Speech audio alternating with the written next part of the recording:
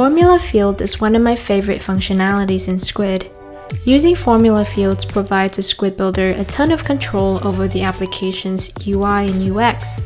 Instead of having to display data in its raw format, you can use formula fields to manipulate the way data is displayed to your users.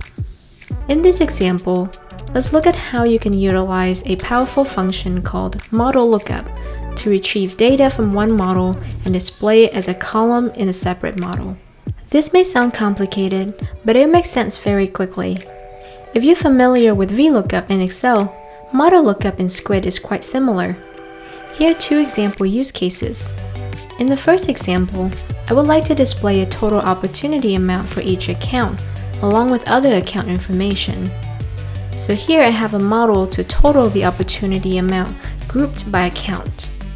Then, I can use model lookup function to reference that data in my account list model. Let's look at the page composer to see how it's set up. You need two models. The first one with the data you want to reference. In this case, is an aggregate model to sum the opportunity amount. The second model is a simple account list model that has data about the account, like industry, number of employees, addresses, etc. Once the two models are created, add a new UI-only field to the list model and select Formula as a display type. Make sure your return type is set accordingly depending on the type of the source field. For the formula, I'll select Model Lookup function and add a few parameters to this function to wire it up correctly. I would read this function like this. Look to the OpsAg model and return the sum amount field, matching the account ID from the OpsAg model with the ID field of the account list model. Note that the parameters here are case sensitive, so be sure to double check if you don't see the field returning the correct values.